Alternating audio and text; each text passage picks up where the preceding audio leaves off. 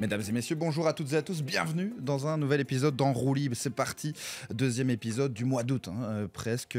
Les JO sont terminés et un mois exceptionnel arrive sur les antennes de Pix Plus Sport. Mais aujourd'hui, on va surtout parler de ces JO qui ont été vraiment couronnés d'or. On est avec trois invités tout à fait spéciaux, les plus habitués, ceux qui sont un petit peu plus rares, mais qui viennent lorsqu'il y a de très très grandes occasions. Frédéric Amorizon est premièrement présent avec nous. Bonjour Frédéric. Salut Gordon, bonjour à tous. Ça va Frédéric, la forme? Très très bien, ensoleillé.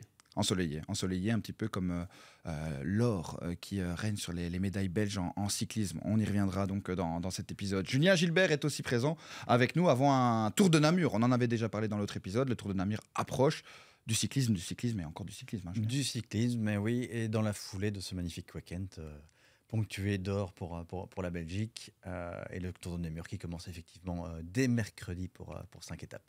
Et on a dit justement qu'on allait avoir un calendrier de courses pas mal sur les antennes de Pix Plus Sport. Frédéric, j'espère que tu as travaillé ton espagnol puisque tu t'apprêtes à commenter le Tour de Burgos avec Mathieu Istas qui est présent avec nous. Merci Mathieu de ta présence. Ça va la forme Mathieu? Forme olympique. Et l'espagnol est présent aussi chez toi? Cabeza de la Carrera. C'est bien ça. J'ai bien envie que vous le citez au moins une fois durant la semaine qui nous attend. On le fera tous les jours en sachant aussi qu'on va se partager les étapes puisque Gordon reste quand même aussi l'un des spécialistes de tout ce qui est la péninsule ibérique. Lui qui est parti en stage, on le rappelle quand même aussi en janvier. Et je me permets, l'exploit c'est Remco Evenepoel. On est tous unanimes à ce sujet, on est bien d'accord. Mais Gordon de Winter, suivez Gordon de Winter sur Strava. Du 33 à l'heure désormais, avec un dénivelé depuis 1200, je pense. C'est assez impressionnant. Donc, ça revient tout merci doucement. pour l'invitation, parce que je suis très honoré d'avoir un athlète comme ça à mes côtés. Il n'y a pas de souci. On parle souvent des phénomènes, et bien Gordon est un phénomène. Bon, on va parler d'un phénomène puisqu'il a rayonné dans les rues de Paris, dans cette butte de Montmartre, le Trocadéro, la Tour Eiffel derrière lui, médaille d'or, la deuxième pour Remco Evenepoel sur les Jeux Olympiques. Il a tout raflé, c'est évidemment le sujet, et puis on parlera aussi de la médaille de Lotte Kopecky. Messieurs, Remco, en un mot, on part avec Frédéric directement. Remco, en un mot, à Paris, c'était comment? Remco Show. Remco Show. Tout simplement, encore une fois. Mathieu? Il n'y a plus de mots. Moi, je trouve qu'il n'y a plus de mots tellement c'est énorme. On est ravis, on est aux anges. Ce qu'il fait, honnêtement, on n'aurait pas osé le rêver. Tellement c'est gros, je trouve. Julien? Énorme, géant. Géant, Remco Evenepoel. Frédéric, une maîtrise de la sélection belge aussi, la délégation belge qui était présente avec une très très belle équipe. On a roulé en équipe, ça a fonctionné et on avait le plus fort tout simplement. Oui, tout simplement, quand on peut écouter les différentes interviews de tous les coureurs qui sont derrière Remco, on tout simplement pas d'autre option de dire il était le plus fort. On se satisfait, et notamment les Français des 2e et 3e places, parce qu'il n'y avait pas moyen de faire mieux. J'ai presque eu énormément de compassion et de pitié pour Madouas, qui pendant des kilomètres était vraiment à la ramasse, comme on peut dire, dans la roue de Remco, qui attendait simplement le moment où il allait être déposé, tellement il était dans le dur. Remco qui, on peut presque dire, se baladait. Il y a eu l'alliance finalement de l'intelligence de course, énormément de calme. Il a laissé faire un Mathieu Van Der Poel qui était cité parmi les grands favoris. Et gros boulot de Wout aussi. Oui, un Mathieu Van Der Poel qui est passé à l'offensive directement en première ascension de Montmartre. Un Wout van Aert qui est revenu à son meilleur niveau, le seul capable de pouvoir aller dans la roue à ce moment-là, qui a vraiment annihilé les ambitions de pas mal de monde. Et puis quand on savait le moment, il fallait pouvoir contrer. Tout le monde était à la limite. On a vu un Pedersen et d'autres qui avaient fait l'effort. Et puis Remco qui s'est envolé comme il peut le faire de manière incroyable, en moins de 40 km de l'arrivée, reprendre un à un tous ses coureurs, et puis faire finalement, comme 8 jours plus tôt, une épreuve chronométrée, en allant comme ça jusqu'à l'arrivée. Donc oui, quand on a le talent et que maintenant on a la patience, on ne va pas sur tous les coups, on choisit le bon moment, qu'est-ce qui peut lui arriver sur une course comme celle-là ? Pas grand-chose, même cette crevaison en fin de course, on voyait un peu dans l'adrénaline. Une course aussi qui était beaucoup plus amusante, et parce que je continue à rester persuadé qu'il faudrait enlever les oreillettes sur toutes les courses. On a vu qu'il se passait pas mal de situations de course différentes. À part Remco qui savait qu'il était en tête, mais il ne connaissait pas son avantage. Et les autres, pour les 3e, 4e ou 5e places, personne ne savait réellement où il en était. Donc ça donne des courses beaucoup plus vivantes. Oui, vraiment une magnifique épreuve des Jeux Olympiques en ligne. Ben, ça tombe bien, sur le Tour de Burgos, il n'y aura pas d'oreillettes lors de la première étape et lors de la dernière étape où seuls 2 coureurs pourront porter les oreillettes. Ça va peut-être donner justement un peu plus de spectacle, une autre dynamique à la course. C'est bien une phase de test qui est prévue. Ça a été accepté par l'UCI. Ça fait suite évidemment à tout ce qu'on avait entendu lors du Tour de France, aussi post-chute du Tour de Pays Basque en fait. Et vous avez vos cartons? Parce que les cartons jaunes seront d'application. Première route, mais sans conséquence pour le moment. En phase de test. En phase de test. Frédéric Amorizon, attention, on tient à l'œil. Mais donc c'est clair. Déjà les appliquer finir la semaine. Donc c'est un élément décisif sans doute aussi, ce manque d'oreillettes. Donc ça ouvre la course. Un moment décisif, Mathieu, c'est tu as parlé de Wout qui a très très bien travaillé. J'ai l'impression que c'est aussi à ce moment-là, quand il suit l'attaque de Mathieu Van Der Poel, il y a juste avant cela la crevaison de Mats Pedersen. Et donc Mathieu Van Der Poel un petit peu bridé par Wout van Aert qui était revenu assez facilement dans la roue du champion néerlandais. Je tiens à insister aussi sur Wout van Der Poel, je fais la contraction des lieux, et Mathieu Van Aert, sur Wout van Aert. Parce que Remco, il a été exceptionnel, c'est vrai, mais il y a aussi toute une équipe qui a travaillé et on sent aussi les liens maintenant qui unissent Wout van Aert à Remco Evenepoel. Ça n'a pas toujours été le cas. Souvenez-vous de ce qui s'est passé à Louvain il y a quelques années de cela. Aujourd'hui, on les voit très proches l'un de l'autre. Finalement aussi, ce qu'ils ont connu durant le printemps les a peut-être un peu rapprochés. Ils s'envoient des messages.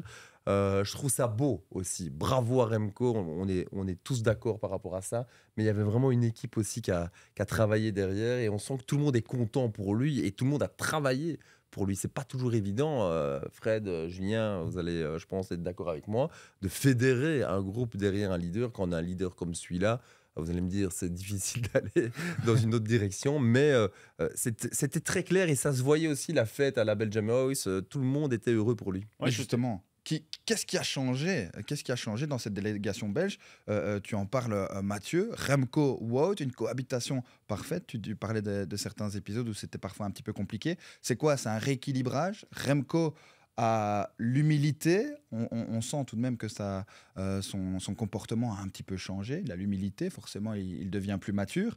Mais il y a aussi une certaine crédibilité beaucoup plus importante par rapport à Wout, où à l'époque, Wout avait vraiment envie de performer en tant que leader. Et il y avait le petit Remco Evenepoel qui venait avec son côté arrogant. Aujourd'hui, Wout, c'est comme pour tout le monde, c'est unanime. Remco est très fort, on doit compter avec lui. Et Wout, on a la sensation, lui aussi, qu'il a désormais un petit peu plus de recul par rapport à cette double carte qu'on peut posséder en Belgique. Oui, clairement. Et je pense qu'il y a plusieurs choses à souligner. Je pense que les leçons du passé ont été tirées et bien tirées avec cet épisode de Louvain qui avait été vécu comme un drame avec ce championnat du monde à la maison et cette tactique qui finalement foire, où on avait tout misé sur Van Aert, et qui n'était plus à 100% mais juste à 99% et ne parvient pas à suivre à la Philippe. Avant ça, on avait eu un travail préparatoire de Remco, mais qui en avait peut-être un peu trop fait. Ça avait fait un peu la zizanie. Je pense qu'ils se sont bien expliqués. Je pense que Sven Van Torenhout a été assez clair aussi dans les discussions. Et il y a aussi, comme tu l'as dit, Gordon, l'évolution de Remco. Ce n'est plus le Remco de ses premières années. Là, plus le footballeur dans son comportement. Voilà, exactement. Sauf dans la célébration. Ce n'est plus celui qui fait ça quand il gagne au Tour de Burgos. Souvenez-vous, en 2020. Je pense que quand il est arrivé chez les pros, même s'il était sûr de lui, il était sûr de sa force, mais il avait quand même besoin de prouver son niveau. Là, il est quand même champion du monde sur route du chrono. Maintenant, il est double champion olympique. Il a déjà gagné un grand tour. Il a déjà des monuments. À 24 ans, je pense qu'il est plus posé aussi dans ce qu'il peut atteindre. Il a fait sa place, il a assuré sa place de leader. Et il dégage aussi beaucoup plus de sympathie. Moi, je trouvais que le public français, dans son ensemble, il y a toujours des gens qui seront contre des concurrents, c'est toujours bien dommage, mais dans son ensemble, je trouve qu'il a eu l'art de se faire apprécier, de se faire aimer. C'était déjà valable sur le Tour. Sur le Tour de France, effectivement. Oui. Donc l'image de Remco a changé. Celle de Van Aert aussi, je pense. Finalement, Van Aert, il est toujours placé. La Belgique peut toujours compter sur lui, mais au niveau des grands championnats, il n'a pas encore décroché la première place. Et il a aussi compris, parce qu'il est dans une solide armada tout au long de la saison chez Visma Lease Bike, que les grandes victoires, ça se conquiert aussi en équipe et que le collectif permet plus facilement d'aller chercher ces grands succès. Là, j'ai envie de dire que à Paris, tout a été parfait chez les Belges, avec un Tige Benoît qui a aussi été exemplaire dans son travail. Parce que finalement, quand on avait vu cette sélection, on avait, pour certains, posé la question, il n'y a pas vraiment un pur équipier pour Remco Evenepoel, mais quand on a vu comment Tige Benoît s'est décarcassé, c'était pour Remco. Jasper Stuyven, on sait que c'est l'équipier parfait, lui peut vraiment être là pour n'importe quel leader. Mais ce qui a été mis en place par le sélectionneur national, finalement, on avait bien compris que tout était pour Remco, parce que on a certainement beaucoup plus de certitude. Il l'a prouvé encore une fois qu'avec Wout van Aert dans le passé, qui était souvent deuxième, troisième. C'est vraiment le gars qui passe à chaque fois tout près. Remco, c'est celui qui peut être au bon moment, aller mettre la balle au fond. Bon, on a vu le comportement de Remco, on en a parlé. Il y a cette crevaison aussi. Là, forcément, il y a un petit peu d'énervement, mais il reste calme et surtout, il a une avance considérable pour pouvoir gérer cette situation au mieux. Ça aurait pu être dramatique, véritablement. Comme quoi, il vaut mieux toujours essayer d'anticiper, de sortir de plus loin, comme peut le faire Remco. Si on a comme ça, à 4 km de l'arrivée, le même incident, et qu'il n'y a que 10 ou 15 secondes, qu'il aurait déposé peut-être Madouas simplement sur l'ascension de Montmartre à 10 km de l'arrivée, les écarts auraient été beaucoup moins importants. Ça rend finalement plus de suspense pour le grand public. Alors pour les coureurs, c'est un peu plus stressant. On a parlé tout à l'heure de ne pas avoir les oreillettes ou de ne pas avoir les infos. On voyait un Remco qui demandait en permanence aux motos et des choses comme ça pour avoir des écarts qui n'étaient pas très justes. Et au moment où il y a cette crevaison, lui pense qu'il a uniquement 30 secondes d'avance alors qu'il y a déjà près d'une minute. Donc un petit peu d'excitation, non pas parce que il est un petit peu agressif. Non, c'est dans le principe, je ne veux pas perdre cette médaille olympique si près de l'arrivée. Et je me permets, en même temps, on sent que les coureurs sont tellement habitués à avoir les oreillettes que dès qu'ils ne les ont plus, mais il y a une perte réellement. Ouais. C'est ça, de vraiment retourner des années en arrière lorsqu'ils étaient dans les catégories de jeunes. Et on voit comme ça, vraiment tout énervé pour avoir le vélo rapidement, pour vite repartir. Et puis la voiture du sectionneur peut lui dire, voilà, ça va, tu avais une minute d'avance, de ne pas avoir trop de stress. Mais donc, ça avait été bien géré de partir suffisamment de loin pour avoir cet avantage nécessaire pour s'imposer. Un petit mot, messieurs, sur ces effectifs réduits aussi, parce que ça a sa part de responsabilité justement dans cette course. Avec 4 coureurs au départ pour les Belges, des équipes avec beaucoup moins de coureurs, c'est différent que ce que l'on peut connaître sur les championnats du monde. Ça offre aussi des courses différentes. Seulement 90 coureurs au départ. On a vu Peter Sagan venir donner les 3 coups, référence au théâtre, devant un tout petit peloton. Finalement, ces Jeux Olympiques, c'est une kermesse-course. Et ce sont des Belges qui l'emportent à la fin. Rien de plus logique. Est-ce que ça aurait changé quelque chose s'il y avait eu plus de coureurs? C'est la question. Ça peut être une question. Je pense, oui. Je pense que la course aurait peut-être été plus cadenassée. Le scénario de ces JO aurait été différent. Là, c'était vraiment très spécial parce que avec la durée, avec la longueur de cette épreuve, n'avoir que 3 coéquipiers, il fallait vraiment bien gérer. Il fallait bien gérer les écarts par rapport aux échappées. Mais je pense qu'avec des équipes de 7 ou 8 coureurs, on aurait eu un scénario de course beaucoup plus contrôlé. Les grandes équipes auraient fait ce qu'elles font d'habitude sur les courses. Ça veut dire bien contrôler les échappées et finalement les manger. Ici, il y avait beaucoup plus d'aléatoires avec ce côté-là qui était finalement très, très intéressant. Oui, c'est une certitude d'avoir si peu de coureurs. Dans l'exemple comme Remco, quand il est sorti, il y avait un seul coureur néerlandais qui pouvait encore faire la bagarre. Si on vient avec 6, 7 ou 8 coureurs avec les grosses nations et qu'on augmente un petit peu, d'aller sur l'idée d'avoir un peloton de 160 ou 180 coureurs au départ, beaucoup auraient pu essayer de s'organiser derrière Remco. C'est pas pour rien sur le Tour de France, quand on dit quelquefois il faudrait essayer de trouver des innovations sur le Tour de France, mais ce serait de réduire là aussi les équipes. On a 8 coureurs maintenant. Si on pouvait passer sur 6 coureurs et avoir plus d'équipes, eh bien la course serait beaucoup plus animée, il y aurait beaucoup plus de scénarios. Maintenant, est-ce que les équipes vont être d'accord avec ça? Mais les plus grosses équipes, en tout cas les formations qui ont de plus intérêt pour des victoires d'étape ou pour jouer le classement général, ne vont jamais vouloir accepter une situation de passer à 6 coureurs. Entre les blessures, la maladie, vous auriez une équipe de leaders qui serait vite avec 3 ou 4 coureurs, plus la possibilité finalement de cadenasser la course. Donc on va toujours rester un petit peu dans le même scénario. Les équipes qui ont les plus gros budgets, qui sont les plus dominatrices, vont vouloir rester sur le principe de 1, de rester avec beaucoup de coureurs au départ, et de 2, de garder le principe des oreillettes, parce que plus vous êtes fort et que vous avez des informations en temps réel, vous pouvez vous organiser de la plus belle des manières. Ça, c'est d'office comme ça. Je pense que sur une épreuve de 3 semaines, il ne faut pas trop réduire Je parle de ça pour essayer de dynamiser un petit peu les étapes où il ne se passe rien, que c'est contrôlé avec les plus grosses formations, soit de sprinters ou les gens qui font le classement général. Et puis on se dit, oui, il y a certaines étapes où on s'est quand même ennuyé. Si on réduit le nombre de coureurs par équipe et qu'on en invite plus, mais il y en a qui n'auront pas beaucoup d'autres choix que de passer à l'attaque, de vraiment dynamiser un petit peu la compétition. Alors oui, pour le classement général en soi, ça pourrait avoir un effet négatif sur des blessures ou sur des maladies. Mais par rapport aux oreillettes, là, je te rejoins. Ah oui, ça offre plus de spectacles. Ce sont les plus belles courses. Regardez le Tour de Burgos, les gars. Pas d'oreillettes. On verra la phase test et on pourra justement un petit peu tirer des conclusions par rapport à ça. On va prendre un peu de recul aussi par rapport à cet événement. Les JO, on l'a vu, hein, la France qui a accueilli ces JO. Paris, véritable théâtre, hein, bien évidemment, avec tous les monuments. Il y en a eu un à l'arrivée en plus, hein, juste devant la Tour Eiffel avec Remco Evenepoel. Avec la réalisation française, on a largement bien vu toutes les belles, les beaux bâtiments, les beaux monuments qui composent. On a eu, qui composent Paris. On a eu évidemment cette butte de Montmartre. Il y a eu pas mal de difficultés tout au long de la journée. La butte de Montmartre qui est un petit peu devenue le mur de Grammont. Et puis voilà, la place du Trocadéro, un petit peu la grande place de Binche. Et là, c'est expressément pour Mathieu que je la place celle-ci. Parce qu'il sait bien que j'ai même pas réagi.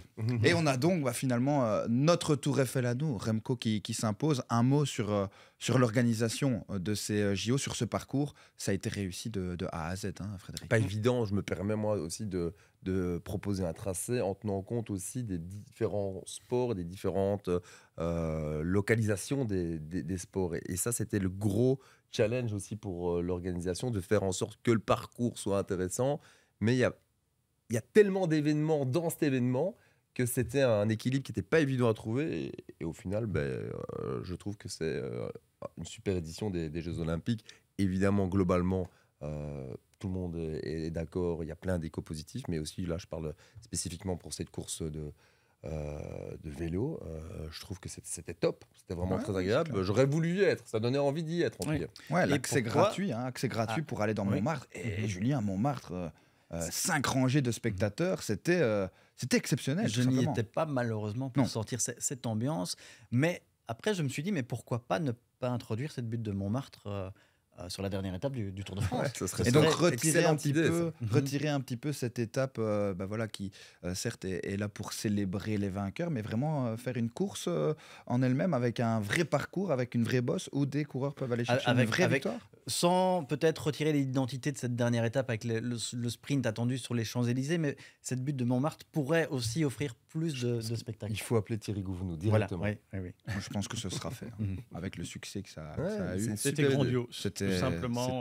Et les gens qui imaginaient que ça allait être une épreuve qui était facile, où ça n'allait pas être trop compliqué, on a vu dans toutes les courses, que ce soit chez les messieurs ou chez les femmes, qu'il y en avait un peu partout. Donc c'était vraiment usant. Sur les accélérations des meilleurs, c'était le peloton qui explosait littéralement. Donc oui, c'était la fête du vélo en plein Paris. Ça restera certainement dans ces dernières années le plus grand championnat, le plus grande journée des Jeux Olympiques d'épreuves en ligne. Pas parce que Remco a spécialement gagné, qui lui est le phénomène. On a dit la première fois qu'on arrive à faire le doublé épreuve en ligne et épreuve chronométrée, mais le public présent, la ferveur, c'était le lieu était mythique. La ville lumière, voilà. Ouais, effectivement. Et heureusement qu'on a le cyclisme aussi en Belgique pour pouvoir briller sur ces JO. Parce qu'on est à l'instant même à 5 médailles. Il y en a eu une avec Gabriela Willems, la liégeoise, en judo, catégorie moins 70 kg. Et puis, c'est le cyclisme qui rayonne, avec donc les 2 médailles de Remco Evenepoel, avec la médaille de Wout van Aert, bien sûr, sur le chrono, que l'on doit encenser, et puis la médaille de bronze de Lotte Kopecky. On change de trajectoire, on va chez les dames pour débriefer la course des dames. On a vu une super photo devant la Tour Eiffel de Remco Evenepoel. Ça n'a pas forcément été le cas pour Kristen Faulkner, qui s'est donc imposée devant Marianne Vos et Lotte Kopecky. Pas de belle photo, donc, mais on imagine en tout cas que pour Kristen Faulkner, c'est mieux de l'emporter de cette manière-là plutôt que de faire une Annemiek van Vleuten à Tokyo, où là, elle avait célébré mais n'avait pas remporté l'épreuve. Marianne Vos, qui est une légende du cyclisme, c'est quelque chose. C'est un événement évidemment qu'on n'oublie jamais dans une carrière. Je me permets là aussi d'insister sur Lotte Kopecky.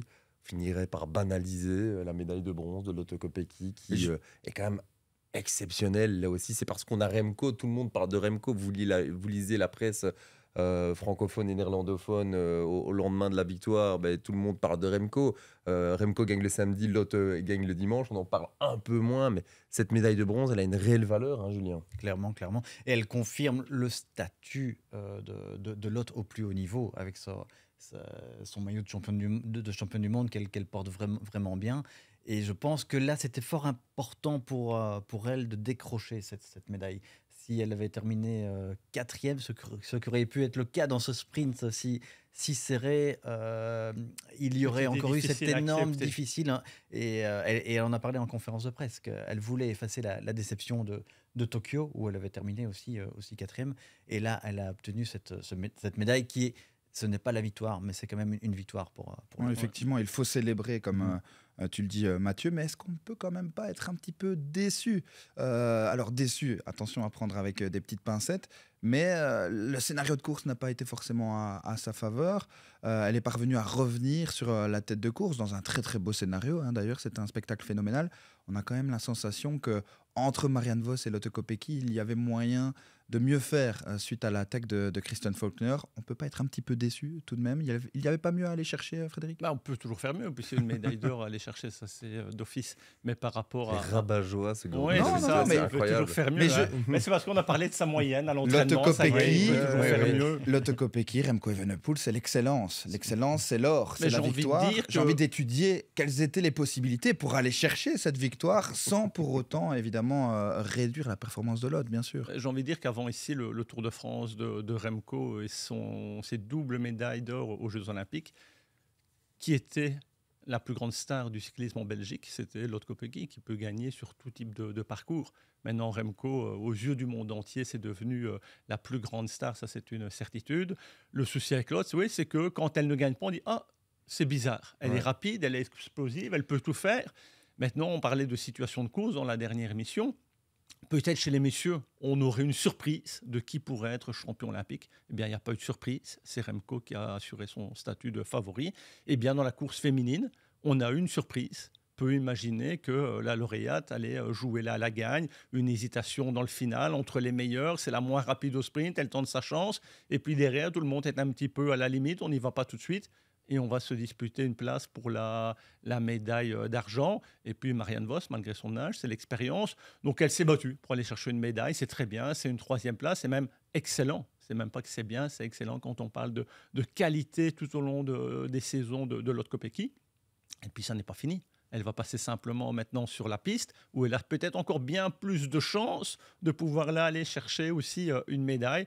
Donc quand on parle d'un cyclisme en Belgique, oui, ça devient le sport roi. Et je pense pour les 10 prochaines années, on a vu sur les JO, c'est le cas sur les classiques, c'est le cas sur des grands tours. Donc on a une chance assez incroyable, que ce soit masculin ou féminin en Belgique. Et il faut profiter de ces instants. Mathieu lève le doigt. Je me permets. Ouais, Quand je l'entends comme ça, il est en train de postuler pour le poste de sélectionneur national. On sait que Sven van Toornout, normalement, devrait, c'est ce qui se murmure en coulisses, devrait quitter son poste puisque UAE lui offre un pont d'or. J'entends Frédéric Amorizon. Moi, je le vois bien, sélectionneur. Même pas. La dernière fois, j'ai dit, sincèrement, je ne voudrais pas être sélectionneur parce qu'arriver à lire la course, comment ça pouvait se passer. Quand il y a Lotte Kopecky et Remco Evenepoel avec vous. Oui, mais c'est parce que, vous savez, être sélectionneur avec des coureurs qui sont même, ou une coureuse comme Lotte Kopecky, d'exception, si vous ne gagnez pas, vous allez toujours être critiqué. Si on regarde dans les sélectionneurs, ce qui est assez exceptionnel, c'est dans une autre nation, c'est en France. Ce qu'arrive à faire Thomas Vauclair depuis des années, le nombre de médailles qu'il a pu aller chercher. C'est une masterclass encore. Oui, et sa stratégie, on l'a vu ici sur l'épreuve masculine, pas faire rouler ces garçons. Aucun n'a pris les relais au niveau du peloton, on est resté en retrait et on vient prendre la médaille d'argent, la médaille de bronze, donc c'est terrible. Après, oui, certains vont certainement se bousculer, mais je pense qu'il y a assez de qualité. Et bien meilleur que moi en tant qu'ancien directeur sportif. On parle de Greg Van Avermaet, j'ai aussi lu ça. Eh bien, je pense que c'est quelqu'un qui aurait énormément de capacités. Je sais qu'il accompagne déjà régulièrement Serge Powell sur les stages d'entraînement de l'équipe nationale des juniors. Et je pense que Greg, avec son passé, son expérience, ancien champion olympique, oui. À même d'être un grand monsieur comme sélectionneur national. Entre une ou l'autre, course gravel, pourquoi pas, c'est vrai, Greg Van Avermaet. Il pourrait encore faire mal à beaucoup de monde. Hein. il ne sera pas à la Gilep samedi, ce qui me laisse peut-être une chance de faire quelque chose. La Gilep, course gravel, il y en a de plus en plus, hein, d'ailleurs, et il y en aura évidemment sur Pix Plus Sport, d'ailleurs, du gravel, avec les championnats du monde hein, qui seront diffusés sur nos antennes. Et ça va être particulièrement intéressant, bien sûr. J'ai une petite question pour revenir justement sur cette attaque de Faulkner hein, qui revient avec Lotte Kopecky au contact de Marianne Vos et de Catablanca Vas, hein, que l'on verra dans les labourés. Catablanca Vas, on pourra en parler aussi. Hein. Pas mal du tout comme performance. C'était une surprise aussi de la retrouver dans ce sprint, en tout cas pour aller chercher une médaille. Moi, j'ai une petite question par rapport justement à cette arrivée. On voit Kristen Faulkner qui n'est pas spécialement au courant qu'elle gagne. Ma question, c'est est-ce que vous pensez que ça a joué dans sa manière d'aborder ce final puisqu'on n'a pas la sensation qu'elle était là pour la victoire? Est-ce que ça n'a pas joué dans son mental pour se dire tiens, je n'ai rien à perdre, rien à gagner? Est-ce que si elle savait qu'elle concourait pour l'or, la décision aurait été plus difficile à prendre? Je pense qu'elle savait qu'elle était battue par Kopecky et par Vos au sprint, et que c'était, de toute façon, quoi qu'il arrive, quelle que soit la place qu'elle pouvait viser, sa meilleure tactique, c'était l'attaque. Mais visiblement, elle pensait qu'il y avait quelqu'un devant. Après, je ne pense pas que vous ayez des doutes ou une façon différente. Quand on parle de Jeux Olympiques, c'est tout simplement le but d'avoir une médaille, que ce soit l'or, l'argent ou le bronze. C'est là au moment où elle attaque, ne sachant pas la situation, elle roule à fond en disant on verra, je ne sais peut-être pas, on n'a pas les oreillettes, il y en a combien devant? Et même si je me fais récupérer par une ou deux filles, je serai sur le podium. Donc c'est de rouler à fond. Elle ne célèbre pas, donc je crois qu'elle imaginait qu'il y en avait minimum une devant. Mais non, sa façon d'attaquer, ça aurait été la même chose. Si elle vient à 4, elle fait 4e. Donc c'est peut-être plus facile pour elle, quand vous savez que vous n'avez rien à perdre, de dire je joue mon va-tout, ça fonctionne pas. Ça n'aurait pas changé finalement sa place finale en arrivant avec les autres. Et Lotte Kopecky racontait en conférence de presse qu'il faut avoir fait des compétitions cyclistes pour sentir la difficulté de cette décision à prendre. Ça s'est joué, on l'a dit, en quelques secondes d'hésitation. Et le trou est fait. Ouais, c'est clair. À partir du moment où il y a quelques mètres, on ne peut plus revenir hein, sur la championne nationale des États-Unis, Faulkner, donc, qui a réalisé un exploit véritablement, un petit peu comme Lotte Kopecky dans la butte Montmartre pour pouvoir revenir. Hein.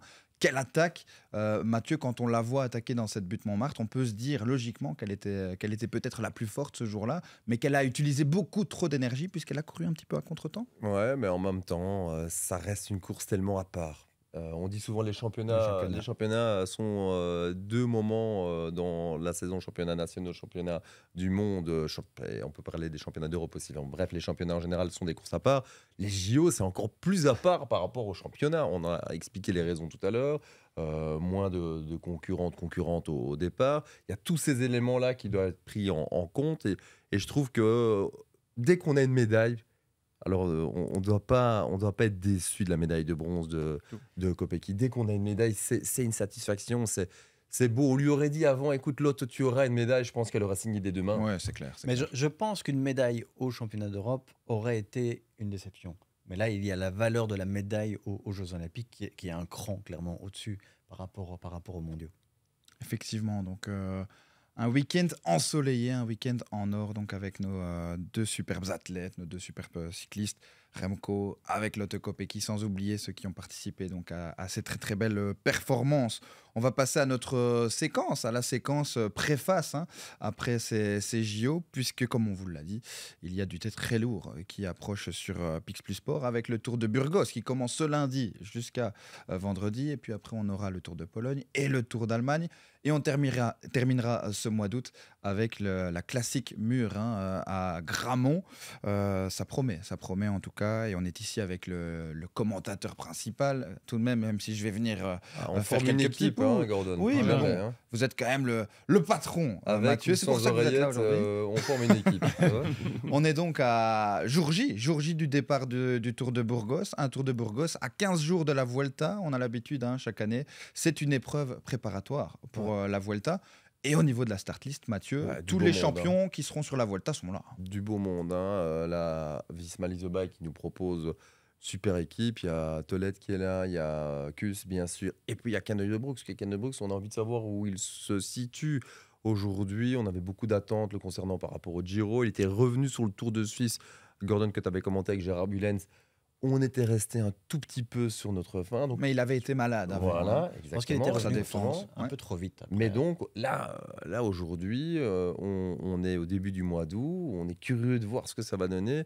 L'attraction, forcément, côté belge, c'est lui, mais il n'y a pas que lui. Il y a aussi Gegenhardt qui revient, il y a Givine qui revient de cette fameuse blessure aussi encourue du côté du Pays Basque. Donc vraiment une superbe start list avec pas mal de points d'interrogation. On aura des réponses au fur et à mesure des jours et curieux de voir. Il y aura aussi un chrono lors de l'avant-dernière journée, chrono de 18 km qui pourrait totalement redistribuer les cartes aussi au niveau du général. Oui, un Tour de Burgos qui est relevé, comme on dit, 13 équipes du World Tour, avec des gars pour le classement général. On verra aussi un Quintana où est-ce qu'il peut à nouveau se situer par rapport au meilleur. Et pour revenir à Utebrooks, c'est finalement sur la route de la confirmation de ce qu'il nous avait montré l'an dernier sur la Vuelta.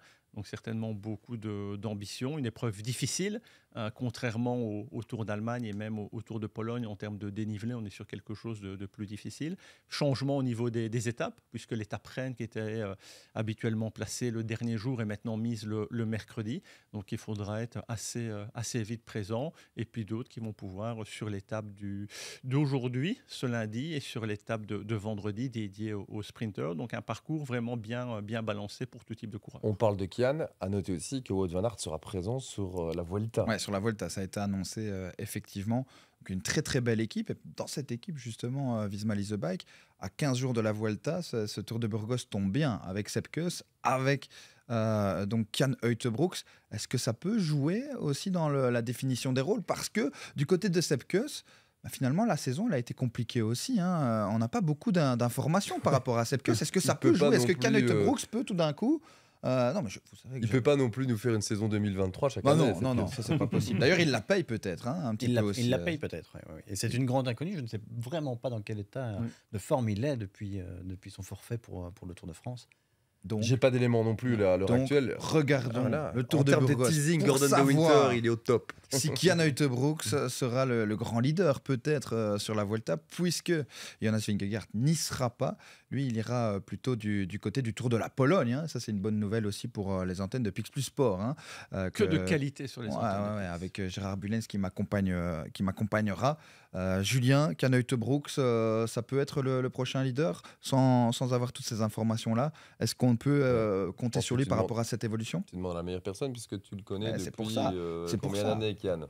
Depuis qu'il roulait au TCH chez les aspirants. Donc, ça fait un bail. Oui, au team cycliste SB.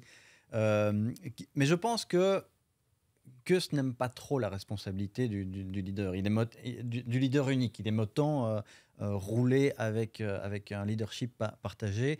Et ça va très bien convenir aussi à Jan Utebrooks d'être à côté de Sepp Kuss. Et la route va décider en cours de route sur les 3 semaines qui va être leader sur un Tour d'Espagne qui s'annonce assez ouvert.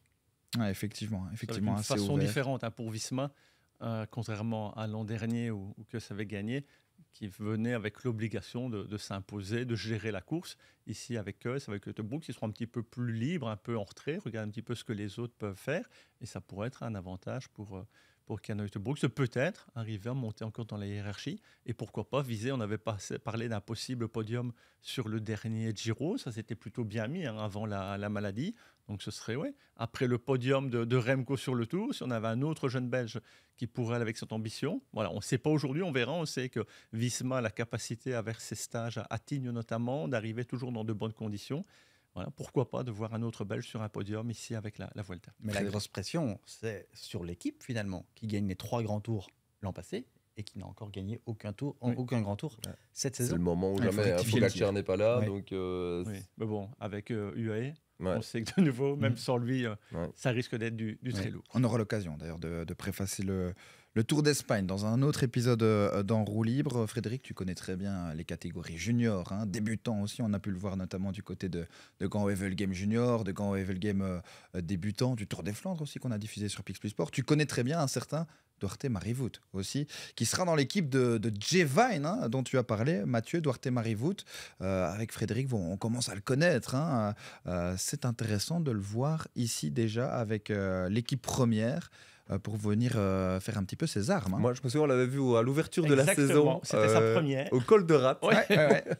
L'ouverture. Il était passé très vite en Europe. Par rapport à vous? Ouais, la question ne se pose même pas. Voilà, un peu beaucoup plus vite. Ça fait choup comme ça. Mais non, c'était vraiment à ce rythme-là. Mais une première année, qu'il a eu la possibilité d'intégrer par moment l'équipe 1. Quelqu'un qui doit trouver encore le juste milieu. On sait peut-être son plus gros souci, c'est le placement au niveau du peloton. Chez les professionnels, le niveau est tellement élevé. Si votre placement est un peu difficile, pas toujours à l'aise non plus dans des descentes assez rapides. Mais une belle opportunité, en tout cas pour lui, de venir avec des coureurs d'expérience et notamment un Maïka ici chez UAE pour pouvoir performer un petit peu plus. Donc, on est impatient. On parle souvent de cette qualité de ces nombreux jeunes qui sont déjà professionnels. On a Duarte Marivout, on a Jarno Vida. Ça continue à avoir ce peloton finalement de coureurs belges jeunes de qualité qui peuvent nous réserver énormément de surprises. Moi, je me permets encore une fois, désolé. Il n'y a pas de problème, Mathieu. Je me souviens, il y a 15-20 ans d'ici, on disait jamais on aura un nouveau vainqueur de Tour, on n'aura pas un futur grand. Je vois Eddy Merckx là derrière toi, Gordon. Eddy Merckx lui-même disait Remco était plus fort que moi. Quand je le vois samedi, même Merckx a adoubé finalement. Ça, c'est une sacrée citation. Je trouve que c'était un moment très très fort aussi, vraiment. Moi, ça m'a donné même un peu des frissons, très clairement, quand il y a la légende du cyclisme belge comme ça qui fait un compliment comme celui-là à Remco Evenepoel. Et donc, je reviens à mon interrogation. Comment vous expliquez qu'il y a autant de gars là qui sont en train de percer, qui sont des vainqueurs peut-être là aussi, ou d'un futur potentiel vainqueur du Tour de France, ou en tout cas d'un grand tour, des top 10? Comment vous l'expliquez, vous les gars? Je pense qu'il y a un très bon travail de la fédération au niveau de la détection des jeunes talents avec les stages dans les Ardennes, dans les Vosges aussi. Le projet Grimpeur, qui a été mis en place il y a plus de 15 ans. Grimpeur. Il y a aussi parfois un peu de chance dans les générations. Pendant des années, on a dit on n'a plus de sprinteurs en Belgique. Au Tour de France, on n'espérait pas de victoire d'étape au sprint. Et là, on a les meilleurs sprinteurs du Je pense monde. qu'au-delà des fédérations, c'est aussi l'aspect un peu de tirer des jeunes vers le cyclisme, puisque ça fait quand même maintenant 4-5 ans. Si on prend un gars comme Wout van Aert, c'est quelqu'un qu'on en parle depuis de nombreuses années, qui a dû attirer quand même des jeunes à la pratique du cyclisme. Et puis ces équipes de formation. On voit aussi les jeunes qui sont peut-être de plus en plus professionnalisés avec des entraîneurs, avec une diététique mise en place. Ça veut dire qu'à l'époque, alors, il y a 10 ou 15 ans d'ici, on ne leur donnait pas de moyens. En tout cas, il y avait moins de choses et peut-être on cherchait moins à être performant aussi rapidement. On se contentait peut-être de faire plus des courses régionales. On voit ici que finalement, les meilleurs jeunes, on en a parlé de Duarte Marivout, on roulait notamment dans l'équipe des jeunes de chez Bora. On voit les formations en Belgique comme l'équipe des jeunes, les U23 de chez Lotto qui sont là depuis de nombreuses années. On voit la formation de Patrick Lefebvre qui est une équipe de développement qui va même faire des juniors. Donc c'est vraiment un ensemble de choses qui font qu'on peut amener comme ça des coureurs, mais la qualité intrinsèque, si on prend un Remco Evenepoel parmi ces jeunes, qu'on parle d'un Jarno Vida, d'un Arnaud Delis, on parle là de coureurs qui sont tout simplement au départ des exceptions, mais qui vont tirer d'autres peut-être un peu moins performants vers le haut. Ça, c'est une certitude. Pour en revenir à Kian Uijtenbrooks, qui est aussi un très grand espoir pour une victoire sur un grand tour, toi, de ton temps, quand tu étais cadet et que j'essayais de te suivre, on ne partait pas en hiver dans des stages en Espagne, à Calpe.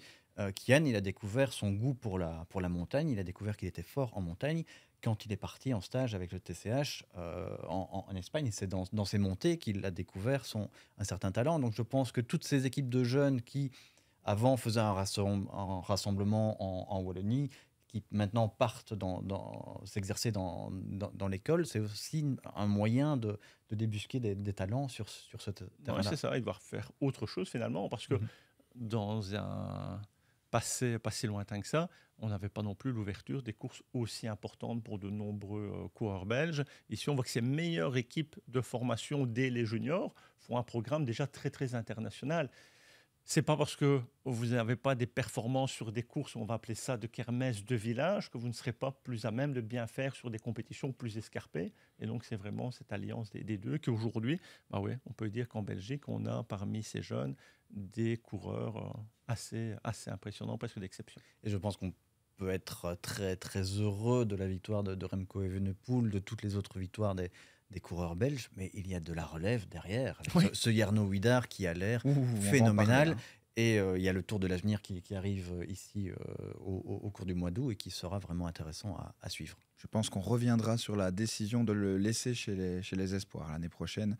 Il va falloir profiter de ça un maximum, hein, du côté de l'équipe Lotto Destiny, qui a d'ailleurs perdu le contrat, en tout cas avec Destiny, l'accord. Donc on verra comment ça va évoluer. Il va falloir compter sur Widar, hein. Ce qui pourrait aussi avoir un impact sur le mercato. Hein, On l'a déjà vu, hein. Et chez Lotto Destiny, jusqu'au 31 décembre, à l'heure actuelle, il n'y a quand même pas de renfort.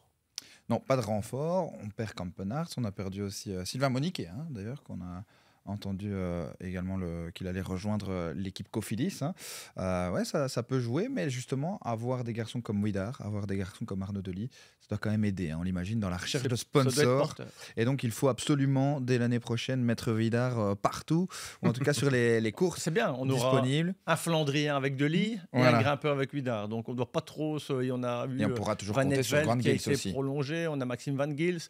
Voilà, donc je pense qu'il y aura des partenaires certainement qui viendront frapper à la porte de l'équipe Lotto. Je pense que la priorité pour l'équipe Lotto, c'était de parvenir à garder de jeunes Belges, de négocier les prolongations de contrats de Van Gils, de Van Esvelt, de Delis aussi.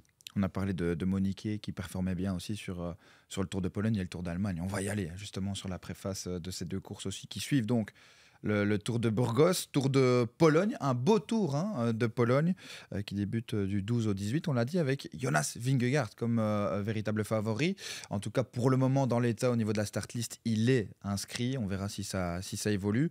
Mais c'est un Tour de Pologne qui évolue aussi et qui a changé notamment de structure un petit peu, qui progresse, qui présentera aussi de nouveaux tests, hein, par rapport à toutes ces règles UCI, mais surtout qui aura un parcours dessiné avec notamment 3 arrivées en côte. Ça va être le paradis des punchers, Frédéric. Ouais, moi je suis déçu de ne pas pouvoir vous accompagner parce que je sais que vous allez commenter ça sur place, Gordon. Avec Gérard. Ouais, c'est ça.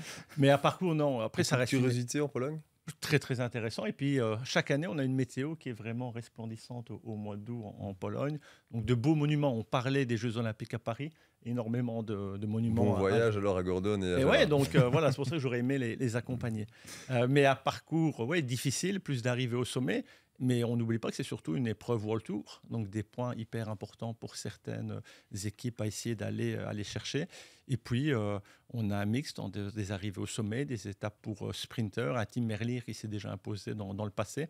Donc là aussi, on peut attendre pas mal de coureurs belges à leur avantage sur une épreuve qui, chaque année, finalement, monte dans la hiérarchie des épreuves du World Tour. Et on parlait de Lotto il y a quelques instants, c'est John Lelang, hein, qui est le responsable du Tour de Pologne. Ouais, et un Tour de Pologne qui réussit souvent bien aux coureurs belges. Ouais, bien sûr. Remco qui l'a gagné, Dylan Teuns aussi, Van Sumeren, on a toujours une pensée évidemment aussi pour Björn Lambrecht. C'était ce jour, hein, d'ailleurs, 5 août, Björn Lambrecht, une pensée qui avait perdu la vie évidemment sur le Tour de Pologne.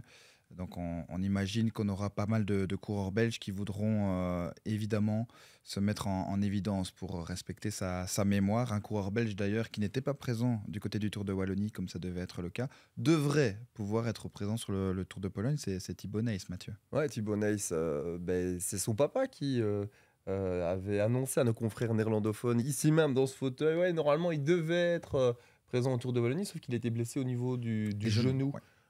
Donc ouais, Thibaut Nys, curieux de voir ce que ça va donner, hein, chez Lidl Trek, où visiblement les cyclocrossmen sont en train de faire leur place. Puis Mronard, hein, aussi, c'est à Burgos. Sera à Burgos, on l'a vu sur le Tour de Wallonie. Donc ouais, j'avais un goût de trop peu en parcourant les routes de la Wallonie avec Julien Gilbert, parce qu'on aurait bien voulu voir Thibaut Nys, mais attention, la saison n'est pas finie, hein. Quand je vous entends, les gars, il y a encore plein de belles courses à suivre. Nous ne sommes pas du tout en roue libre. Pas du tout. Il y a encore beaucoup de victoires pour les Belges. On parle de Thibaut Nys, il avait gagné sur le Tour de Suisse. c'est quelqu'un aussi qui arrive, malgré la blessure qu'il a eue, à revenir rapidement avec des entraînements bien spécifiques.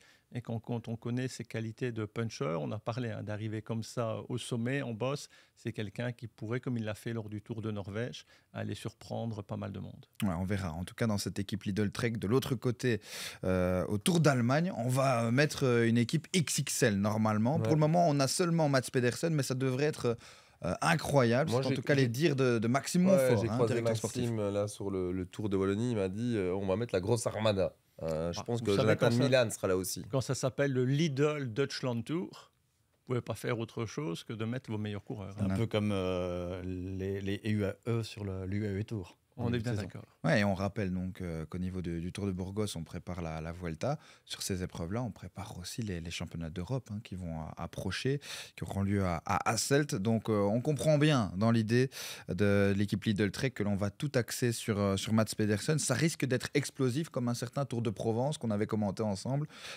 Frédéric. Attention à ce Tour d'Allemagne qui s'annonce intéressant, un parcours un petit peu moins difficile par rapport au Tour de Burgos et au Tour de Pologne, mais néanmoins un Tour d'Allemagne où on le sait, il y a toujours beaucoup d'attaques, beaucoup d'explosivité, beaucoup d'explosions. justement. Là aussi, il faut être un petit peu coureur passe-partout, puisque l'an dernier, c'est Ilan Van Wilder qui avait remporté l'épreuve, qui lui est plutôt puncher-grimpeur. Et puis on avait un Van Poppel qui était 3e ou 4e à un peu plus de 10 secondes du classement général. Donc difficile de donner vraiment un pur favori. Mais c'est vrai, quand on parle de cette équipe Lidl, avec un Mats Pedersen qui a quitté rapidement le Tour de France, qui n'aura pas eu énormément de courses, qui va arriver avec énormément d'ambition. Je ne dis pas qu'il va faire ce qu'il nous avait montré sur le Tour de Provence en allant chercher 3 étapes sur 4, si je ne me trompe. Mais oui, ce sera certainement un des tout grands favoris sur le prochain Tour d'Allemagne. Bon, ça promet, messieurs. En tout cas, le cyclisme sur Pix Plus Sport, plus que jamais. Ça démarre donc ce lundi avec le Tour de Burgos jusque vendredi à partir du 12, le Tour de Pologne. Et puis, on sera du côté du Tour d'Allemagne le 21 août. Et vous n'avez pas Et fini, on aura rendez-vous au mur la de Grammont. classique, mur classique pour la 2e édition. Une épreuve qui aura encore monté de standing, normalement, avec pas mal de coureurs présents. Un plaisir d'avoir passé cette petite heure Il y a entre aussi nous. le Grand Prix Yvonne Renders le 15 août. Aussi. Et Aussi, on avons également. également le 20, le Grand Prix de Zottegem Ouais, ça pour va, l'épreuve Soyons féminine. complets Donc, dans tout ce ouais, qu'on ouais, propose. c'est clair. un mois c'est d'août clair. terrible sur Pix. Un mois d'août exceptionnel. Donc pour tout le monde, ça se passe sur Pix Plus Sport. Merci Frédéric de ta venue par rapport à ces analyses aussi sur les JO. T'es toujours le bienvenu, bien évidemment. Merci pour l'invitation et rendez-vous sur le Tour de Burgos. Avec plein de victoires belges. Exact. On espère. Encore Mathieu. des Belges. Mathieu, l'espagnol, on espère l'entendre. Je serai attentif, je me brancherai tous les jours avant de reprendre un petit peu la main. La cabeza de Carrera, je veux l'entendre, Mathieu. Ça sera fait. Ça sera Merci fait. Gordon. Merci à toi d'être venu avec nous. Julien, Tour de Namur qui approche. J'ai envie que tu prennes un peu de couleur. On espère qu'il y aura du soleil pour tous les amateurs et les espoirs à Namur. Ah oui, j'ai perdu mon bronzage. Ouais, bah, il y a encore un petit peu de lignes à aller rattraper, notamment du côté des manches. D'accord, ce sera ma mission alors, ces prochains jours. Allez, parfait. Merci à tous et merci de nous avoir suivis. Ciao, ciao.